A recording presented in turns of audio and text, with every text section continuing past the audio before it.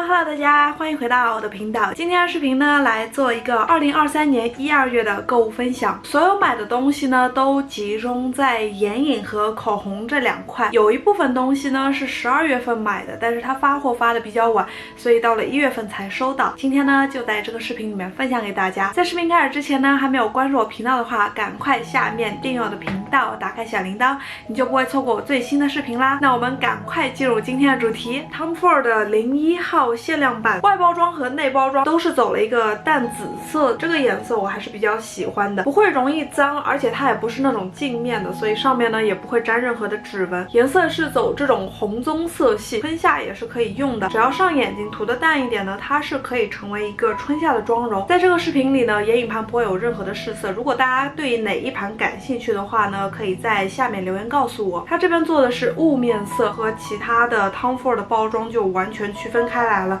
虽然都是同样的塑料的质地，但是它这个限量版的外包装还是走心了一点点。我记得它今年的情人节呢有出2款，这是其中的一个颜色，还有一个颜色好像是比较淡一点。如果你很喜欢收集 Tom Ford， 或者你想找一个专柜版日常可以用的眼影呢，我觉得这一个颜色就很适合。3CE 的 Overtake 前2年都比较火吧，现在感觉是温度降下来了，我是有逆反心理的。它最火的时候呢，如果我不喜欢，我是不会入的。现在无人问津的时候呢，我反而去把它给入了。颜色其实和刚刚的那一盘 Tom Ford 感觉没有什么差别，都是走大地红棕色系。到现在我也不知道它到底在火什么，没有任何突出的颜色吸引到我。等到之后我用过了，如果它真的很好用的话，它肯定会再出现在我之后的视频里。但是目前就是这第一感觉的话，我觉得就是一个很平平无奇的大地红棕色。Pamergrass 的2022年冬季限量，他们家的冬季限量版其实每一年我都会去买，但是2022年的这一个我是真的不想买。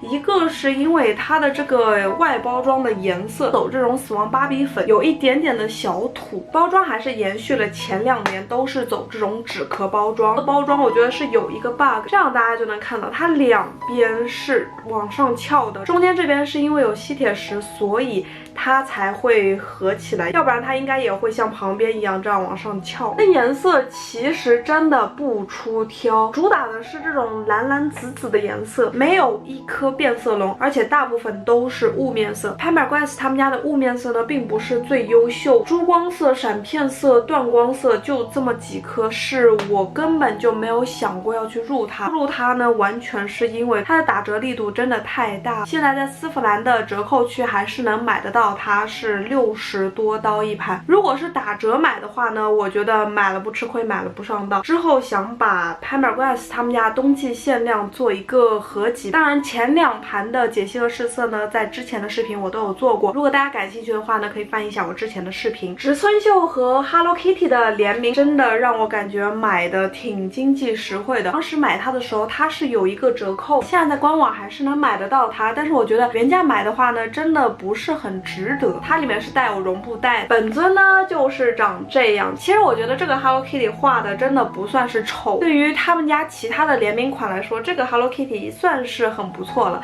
它是给这个眼影盘配了一个肩带，虽然我也不知道这个肩带到底是干嘛。如果它里面的眼影盘是可以拆下来的话呢，我觉得它是可以当一个小包包的，但是我看过了，它里面的眼影盘是拆不下来。这个蝴蝶结呢也是拆不下来的，外包装做的有一点点的过了，一个是因为它这个链条有一点点看不大懂，没有人会背着它出门吧。还有一个就是因为它的这个厚度真的很厚，其实它里面眼影盘就一半的厚度，它可能是为了要做成这种包包的款式，就把它做的特别的厚。但有了一面小镜子，出门旅游的话呢还是很方便。颜色在这边其实主打的呢还是紫色系，这些眼影盘或多或少都会带一些红棕色调。这一盘里它是有2颗葱片，直接忽略掉。那其他的颜色呢，我觉得还是比较规规矩矩的。紫色在里面还是挺亮眼的，但是它这个紫色呢比较偏黑一点，上眼睛呢也不能多涂。总体来说买这一个呢就是为了它这个包装。那植村秀现在呢也有出跟美少女战士的联名，那一盘它的造型做成了月亮，比这一盘小，价格是完全一样的，而且没有链条。颜色的话我也看了一下，没有什么太出挑的，如果它之后打折的话呢，我可能会入。3盘盘 Jeffree Star 的眼影盘，在12月底的时候，他们家官网打折打得很过分，好像是$15一盘，所以我就把这3盘全入了。那 Jeffree Star 在加拿大呢是没有官网，它只能在他们家官网买，或者在其他的平台上买，买起来很不方便。这3盘其实都不是他们家的最新盘，我没有 Jeffree Star 的任何眼影盘或者任何产品，想买一个新鲜，看一下他们家的眼影盘粉质到底是如何。这3盘里面呢 Sugar Blood 是当年最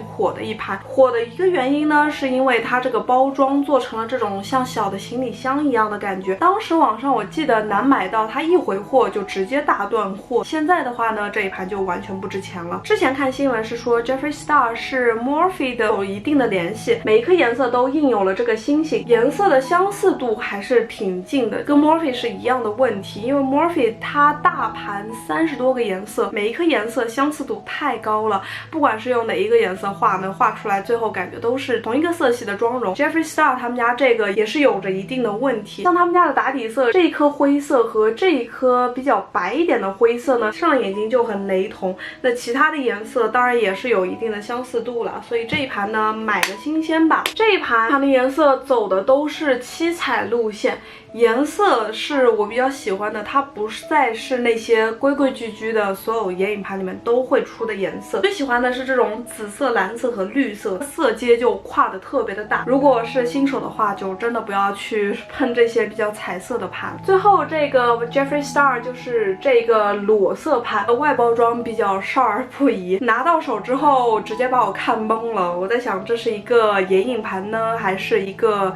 带有色彩的一个产品？主打的都是这种裸色和这种比较深一点的棕色。它的第一排是不是有一点点的迷，做成了各种不同色调的打底色，比较适合化妆师给不同肤质的人去做打底和用眼影来画眼线。我不是化妆师，所以我买这一盘呢还是图个新鲜，想看一下这一盘到底如何。 Mario 的这一盘眼影并不是他今年最火的那一盘，现在他那一盘眼影在加拿大的丝芙兰呢是已经下架了，卖的太火了，小红书上呢大家都在买都在推。那一盘颜色其实我觉得很日常，很多眼影盘都出过那些颜色，它只是把那几个配色放在一起了。我不知道为什么小红书上大家都推。我这一次是入了他们家的这个全金属色的这一盘，很彩色的，可能就几个颜色比较适合日常来用，主要还是想尝个新鲜，看一下 Mario 他们家的眼影盘到底如何。他们家眼影盘以前真的不出名，直到他去年出的那一盘，外包装还是塑料亚克力，但是我觉得做的很干净，干干净净的，挺好的。但是唯一的问题就是它会印指纹，用完了之后还是需要拿布来擦一擦。Urban Decay 的这一盘眼影盘是真的在最后